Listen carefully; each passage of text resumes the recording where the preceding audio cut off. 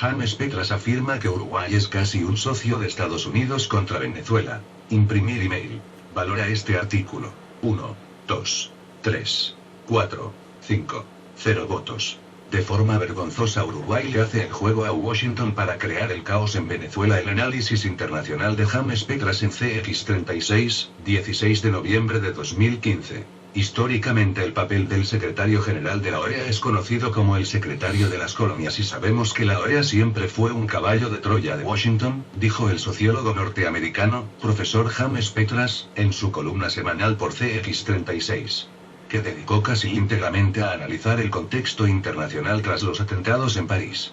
Sobre el ataque a Venezuela, añadió que está funcionando como siempre, tratando de crear una situación caótica, descalificando al gobierno democráticamente elegido del presidente Nicolás Maduro y para eso están aplicando presiones sobre varios países para hacer el juego sucio, incluyendo no solo a países derechistas como Colombia, Perú, sino que también están utilizando a Uruguay a través del secretario de OEA, el uruguayo Luis Almagro. De Tabaré Vázquez. Y los demás que se pretenden como progresistas pero que realmente actúan de forma vergonzosa haciendo el juego a Washington para reemplazar al gobierno con un gobierno de ultraderecha, afirmó. Transcribimos el análisis de James Petras que puede volver a escuchar aquí. www.ivox.com Weblink. Efraín Churi y Ribarne. James Petras, buenos días, bienvenido. ¿Cómo estás? James Petras: estamos bien Churi, un poco frío pero el cielo limpio, despejado. Bien, Petras, para iniciar tenemos esto que ha ocurrido en Francia. ¿Qué ingrediente agrega esto a la situación en Medio Oriente y particularmente en Siria? JP: lo primero que debemos anotar es lo que está ausente en esta discusión. Y la gran ausente es Arabia Saudita. Como sabemos, hace años, los monarcas absolutistas en Arabia Saudita están financiando a los terroristas en Siria, están financiando a los terroristas en Irak, están bombardeando Yemen, y sabemos que ellos tienen acceso para dar dinero a todo lo que está haciendo ISIS y Al-Nusra en Siria. Ahora, todos hablan de los terroristas, que tienen un pasaporte sirio, otro que es criollo francés de origen marroquí y otros. Pero ¿de dónde reciben el dinero para alquilar automóviles, comprar armas, planificar y educar a los terroristas? De eso no se habla. Dicen que tal vez consiguen algún dinero de realizar pequeños crímenes, vendiendo drogas o cualquier otra cosa. Pero sabemos por muchas fuentes que Arabia Saudita ha canalizado millones de dólares, pero nadie plantea el asunto en la agenda. Hollande habla de una guerra, Israel habla de la necesidad de fragmentar Siria, y todos los demás hablan de todo menos de la principal fuente del terrorismo. Y esa es una contradicción, porque si quieren terminar con el terrorismo, una de las principales medidas debe ser cortarles el financiamiento. Ahora, Washington y otros países dicen que van a empezar a bombardear campos de petróleo en Siria que les sirven a los terroristas para financiar sus actividades. Pero esa es solo una fuerte y antes de tomar los campos de petróleo, ellos tenían suficientes finanzas para armar a 20.000 personas y eso no se toma del aire fresco. También podríamos decir que Arabia Saudita tenía un fuerte odio por lo que estaba pasando en Siria, con el gobierno secular crítico a la monarquía. Y a partir de esta hipótesis de que Arabia Saudita está atrás de los terroristas, tenemos otras pruebas.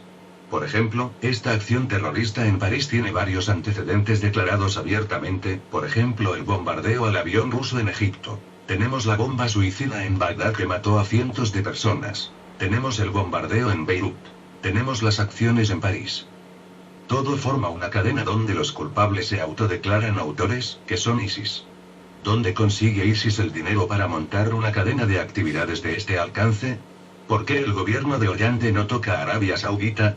¿Por las inversiones, por las ventas de aviones, por las alianzas que tienen con Arabia Saudita?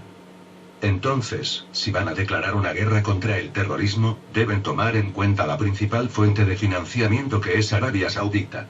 Y el hecho de que no tomen en cuenta a Arabia Saudita, me provoca sospechas. Es decir, recibimos noticias de que el gobierno iraquí declaró unos días antes sobre el complot de terroristas preparando un acto terrorista en París precisamente, y la policía, las autoridades, no lo tomaron en cuenta, no montaron ninguna prevención. ¿Por qué no atendieron esa asesoría precisa, que sería en los días próximos? Decían en Bagdad y en el lugar París. Es algo sospechoso. La facilidad en que los organizadores, que no fueron tan precisos o sofisticados como los franceses nos tratan de hacer creer, alquilaron coches a su nombre, eran fácilmente identificables, eran jóvenes con poca experiencia, etc. Yo creo que la hipótesis es que lo permitieron para aprovechar políticamente y sobre qué lo aprovechan es sobre lo que debemos discutir. ¿Qué usos políticos tienen estos atentados por parte de las autoridades? Debemos entender que la opinión pública europea y tal vez la estadounidense, está agotada por el mal uso de recursos estatales en guerras infinitas. El ánimo en apoyo a la política militarista está en una caída vertical. La guerra contra Siria y las otras estaba agotada. La presencia de Rusia cambió la correlación de fuerzas. Francia y los países de la OTAN necesitan una gran inyección de apoyo político-financiero, y más que nada asustar y movilizar al público otra vez en una nueva ronda de guerras y confrontaciones en Medio Oriente. Entonces, permitieron esa acción, después viene la represión interna, suben las acciones guerreristas, las movilizaciones y la militarización en Francia, y la política externa. No es casual que actúen en esta forma a partir de una acción que ocurre el viernes y sábado y domingo ya están lanzando una escalada de guerras en el exterior y una escalada de la militarización de la sociedad francesa, justificando todo en los atentados. La situación sigue estando bien compleja por esta parte del mundo. JP compleja en el sentido que hay muchas intrigas. Es decir, lo que Hollande, Obama y otros gobernantes dicen no es exactamente lo que está ocurriendo. Ellos, me parece, estaban bien preparados para lanzar esta acción, lo que pasa es que no vemos las conversaciones, las consultas, las preparaciones y el montaje que está atrás del atentado. Y eso me parece que es bastante complicado, porque estaría involucrado el Ministerio del Interior, el Ministerio de Defensa, agencias de inteligencia, ¿con qué proyecto político? Y eso me parece bien importante. Hoy en día salió una declaración de un importante congresista norteamericano, que casualmente es un sionista de California, y dijo que la forma de actuar debe ser dividir Siria y organizar toda una marcha en el norte sirio bajo el control internacional. También Israel declaró que deben tomar permanentemente los altos del Golán. Y otra declaración del mismo congresista, dijo que también se debe fragmentar los sectores sirios de sunitas, los chiitas y los otros grupos. En otras palabras, eliminar Siria como país y dejar una isla que se llame Damasco para los sirios. Eso me parece que es una de las posiciones más provocativas. Supuestamente es una guerra contra ISIS, pero me parece que el atentado es un detonante para eliminar Siria. Es una declaración no contra ISIS, sino una declaración de guerra contra Siria utilizando el pretexto de abrir batallas contra ISIS. Y eso me parece muy peligroso. ¿Qué otros temas tenés en agenda?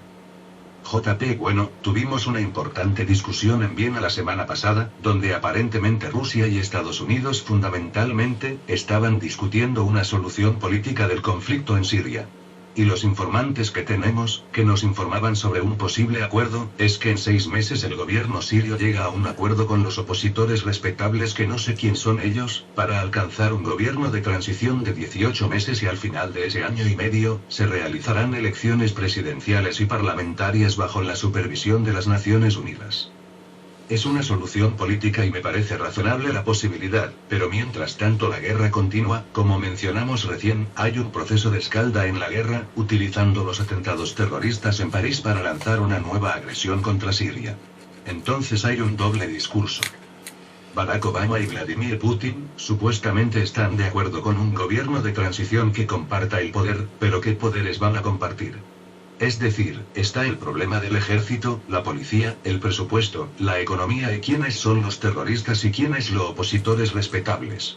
¿Y cómo se va a supervisar la guerra contra ISIS mientras se está en un gobierno de transición?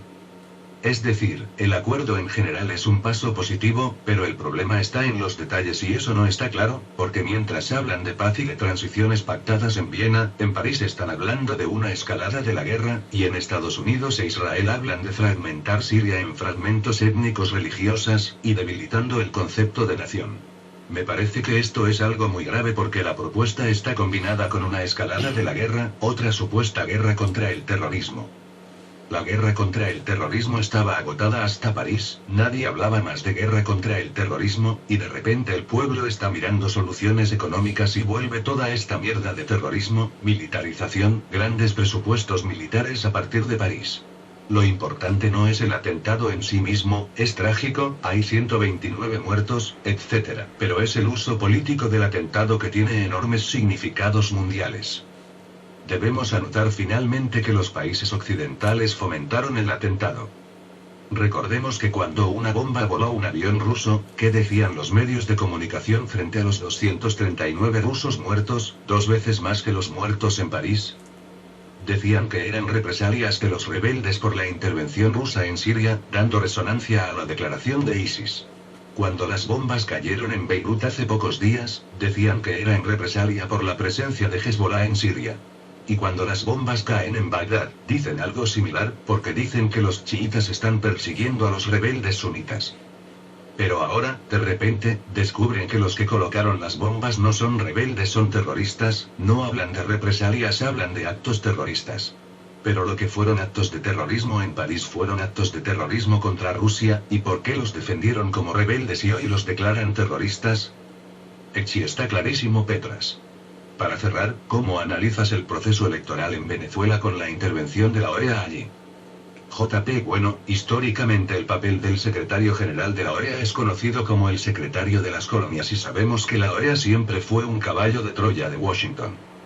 Está funcionando como siempre, tratando de crear una situación caótica, descalificando al gobierno democráticamente elegido del presidente Nicolás Maduro. Es parte de una campaña que se intensifica cada día para crear un descontento y el aislamiento del gobierno de Maduro.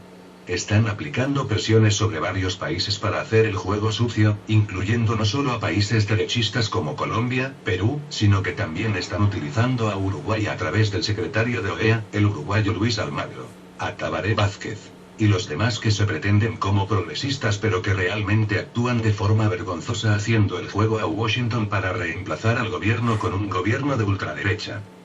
Echi, muy bien, Petras, muchas gracias. Nos reencontramos el lunes. JP, bien, hasta el lunes. Chao. Escuche en vivo los lunes a las 11:30 horas hora local la audición de James Petras por CX36, Radio Centenario desde Montevideo, Uruguay en el 1250 AM del dial. Y para todo el mundo a través de www.radio36.com.uy.